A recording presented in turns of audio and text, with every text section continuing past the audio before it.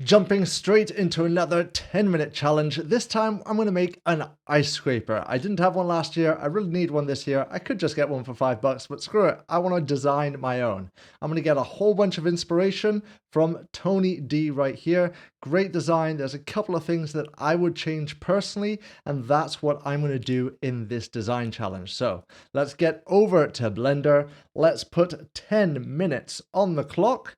3, 2, 1. Start. So I'm going to just select everything, delete it, and make my own cube as is customary. I'm going to make this 15 millimeters because that is the smallest dimension I'm starting with. Then from here, width-wise, I'm going to go for 42.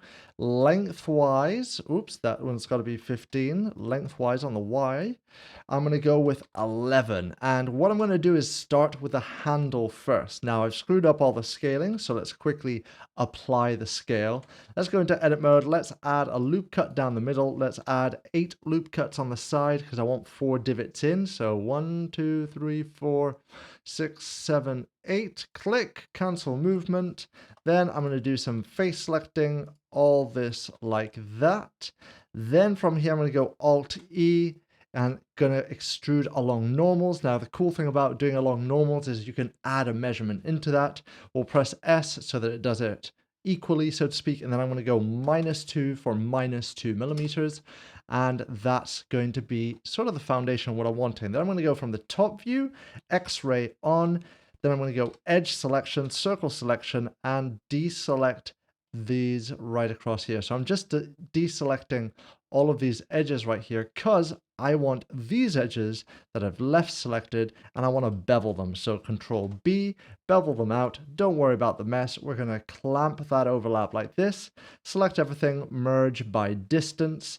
And then from there, I could start to mirror things, but you know what? I can't be bothered right this minute to set that up. It'll be faster just to select all of these here. I will bevel this once again, and I think I'm going to go with 3, or am I going to go with 4? 3. I'm going to go with 3 bevel. Yeah, that looks good here. Now I'm going to add another loop cut across here.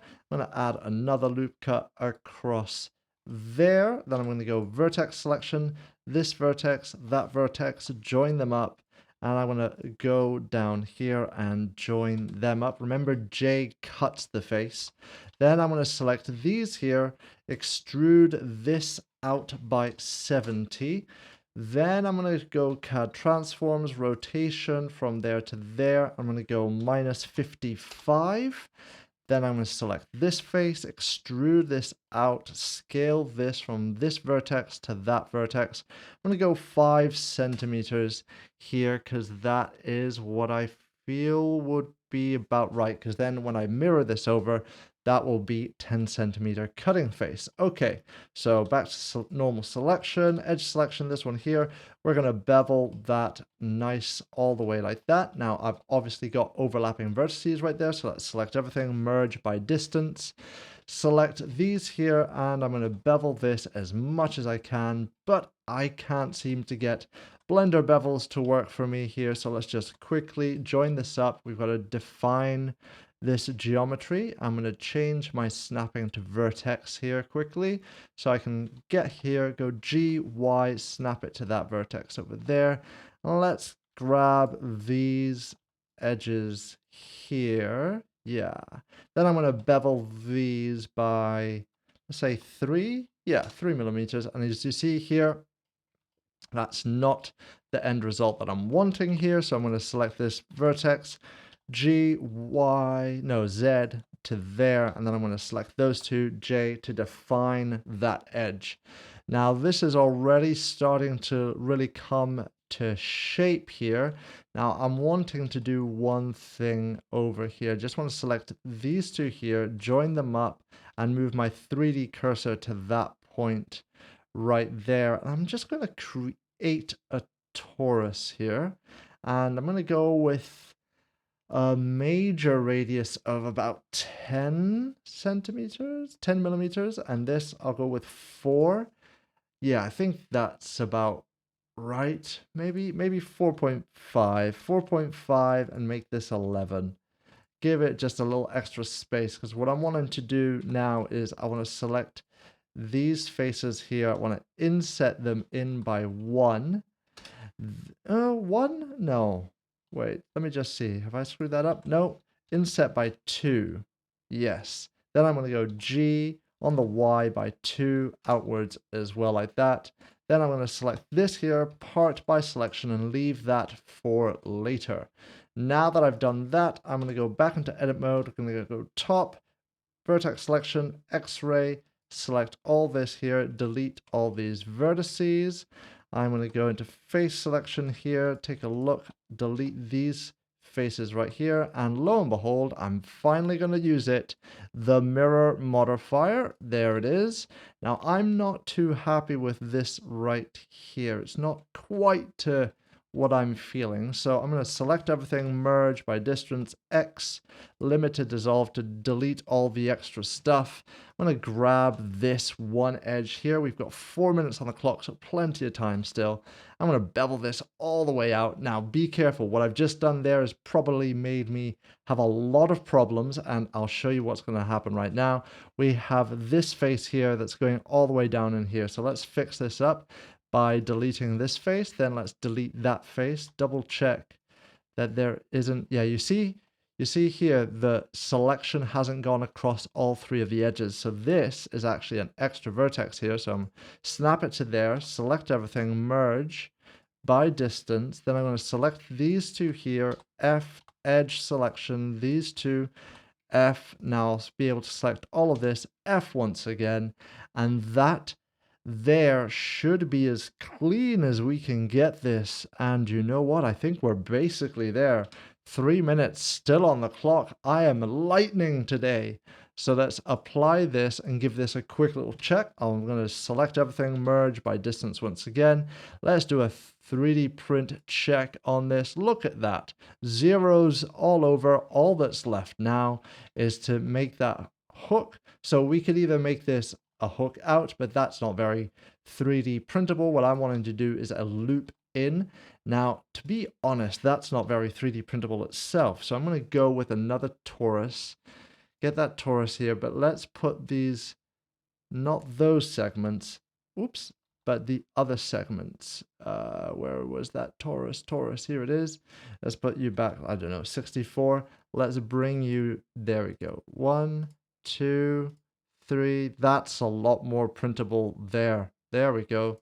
Or we can just whack that up a bit more. That's going to give us a little bit more of a problem there.